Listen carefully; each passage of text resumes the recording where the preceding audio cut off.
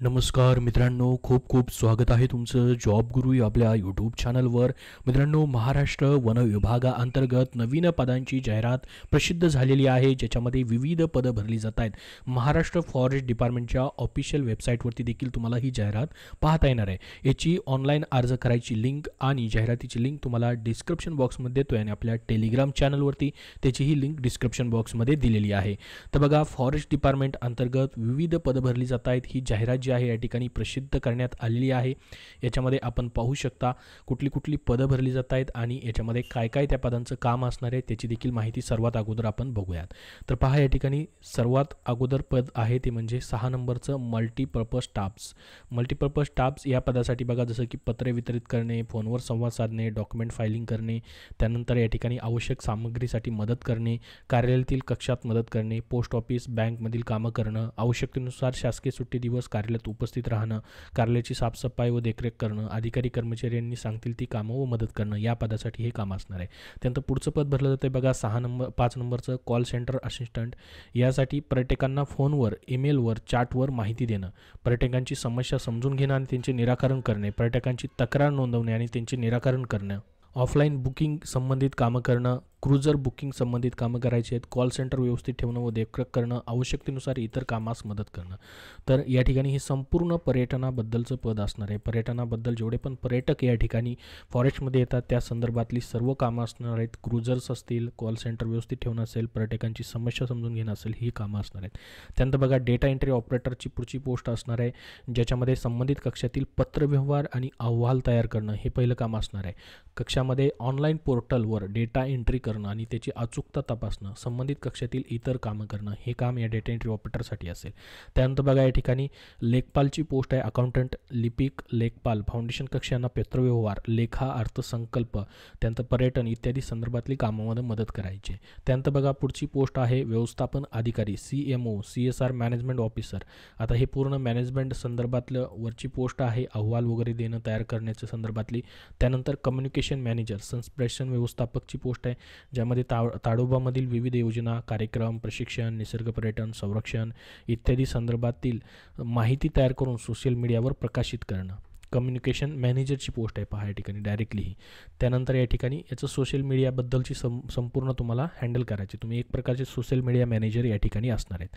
आता बघा, ही पदं जी आहेत कॉन्ट्रॅक्ट बेसिसवरती सध्या भरली जात आहेत. अजून परमनंट पदांची जाहिरात आलेली नाही, परंतु ही कॉन्ट्रॅक्टची जाहिरात मात्र या ठिकाणी आलेली आहे. ज्याचं तुमचं जॉब लोकेशन कुठं असणार आहे बघा, वन विभागाअंतर्गत ताडोबा अंधारी व्याघ्र प्रकल्प संवर्धन प्रतिष्ठान, चंद्रपूर, महाराष्ट्र या ठिकाणी असणार आहे. तर याच्यामध्ये म्हटलं आहे त्यांनी की 11 महिन्याच्या कंत्राटी बेसिसवरती ही सर्वात अगोदर पदं भरली जाणार आहेत. एकूण 10 पदं असणार आहेत. त्याच्यामध्ये डेटा एंट्री ऑपरेटरसाठी सर्वात जास्त 3 पदं आहेत, कॉल सेंटर सहाय्यकसाठी देखील सर्वात जास्त 3 पदं आहेत. बाकी सर्व पदांसाठी एक एक पोस्ट या ठिकाणी असणार आहे. तर त्यांनी सांगितलं आहे महाराष्ट्राची जी फॉरेस्टची वेबसाईट आहे त्याच्यावरती देखील संपूर्ण माहिती भेटेल किंवा लिंक तुम्हाला डिस्क्रिप्शन बॉक्समध्ये देतो आहे. ऑनलाईन फॉर्म भरायचा आहे, त्यासाठी लिंक त्यांनी दिलेली आहे. या ठिकाणी पाहू शकता, ही लिंक आहे, गुगल फॉर्म आहे. नाव भरायचं आहे, जेंडर सिलेक्ट करायचं आहे, डेट ऑफ बर्थ वगैरे सर्व सिलेक्ट करायचे आहे. कुठल्या पोस्टसाठी अप्लाय करणार आहात ते सिलेक्ट करायचं आहे तुम्हाला. या ठिकाणी एकापेक्षा जास्त वेगवेगळ्या पदासाठी अप्लाय करायचं तर वेगवेगळा फॉर्म तुम्हाला भरावा लागणार आहे. तुमचं CV आणि एज्युकेशन प्रूफ इथं टाकायचं आहे. Student of interest, statement of interest ते देखील या ठिकाणी द्यायचं आहे. एक्सपिरियन्स काय असेल तर तोही तुम्ही या ठिकाणी देऊ शकतात. त्याच्यानंतर बघा, ईमेलद्वारे अर्जाचा विचार केला जाणार नाही. लास्ट डेट 20 डिसेंबर 2024 सायंकाळी 5 वाजेपर्यंत असणारे अर्ज करायची. प्राथमिक छाननीनंतर उमेदवारांची शॉर्टलिस्ट तयार केली जाईल. त्यानंतर मुलाखतीसाठी तुम्हाला दूरध्वनीद्वारे कळवलं जाईल. पात्र उमेदवारांनाच फक्त मुलाखतीसाठी या ठिकाणी बोलवलं जाणार आहे. आवश्यकतेनुसार स्किल टेस्ट देखील तुमची घेतली जाऊ शकते. तर बघा, ऑनलाईन फॉर्म भरण्यासाठी हा QR कोड दिला आहे आणि खाली लिंक देखील दिलेली आहे. हा QR कोड स्कॅन करून किंवा लिंकचा वापर करून तुम्ही फॉर्म भरू शकतात किंवा याची डायरेक्ट लिंक तुम्हाला डिस्क्रिप्शन बॉक्समध्ये देतोय. तर आता याची पात्रता नेमकी काय ठेवण्यात आलेली आहे त्याची माहिती देखील आपण पाहूयात. त्याच्यासोबत बघा, या ठिकाणी त्यांनी पत्ता वगैरे दिलेला आहे, याच्यावरती संपर्क साधू शकतात असं देखील म्हटलेलं या ठिकाणी आहे. तर याच्यासाठी मित्रांनो आता तुमची पात्रता काय असणार आहे पहा. जसं की पहिली पोस्ट आहे कम्युनिकेशन मॅनेजर. या पदासाठी तुम्हाला 50,000 पेमेंट स्टार्टिंगच असणार आहे. याच्यासाठी आवश्यक शैक्षणिक पात्रता, त्यामध्ये मान्यताप्राप्त विद्यापीठातून पदवी, जनसंचार, जाहिरात जनसंपर्क क्षेत्रात पदवी, डिप्लोमा असेल तर बघा तुम्ही अप्लाय करू शकतात. यासाठी अतिरिक्त पात्रता काय असेल, उत्कृष्ट योजनाकार, अंमलबजावणी करण्याची क्षमता, पत्रकारिता क्षेत्रात किमान 10 वर्षाचा अनुभव पाहिजे, त्यामध्ये संपादक किंवा उपसंपादक म्हणून किमान 5 वर्षाचा अनुभव, पर्यावरण वन्यजीव संरक्षणामध्ये आवड, त्यासोबत वनस्पती संरक्षणावर 25+ लेख प्रसारित केलेले तुम्ही असणं गरजेचं आहे. बाकी मग मीडियाची वगैरे या ठिकाणी चांगली समज वगैरे असणं गरजेचं आहे. त्यानंतर बघा CSR मधील मॅनेजमेंट ऑफिसरची पोस्ट आहे, 50,000 पेमेंट असणार आहे. बिझनेस ॲडमिनिस्ट्रेशन किंवा सोशल सायन्स किंवा एन्व्हायरमेंटल स्टडीजमध्ये तुमची पदवी झालेली आहे तर ॲप्लाय करता येईल.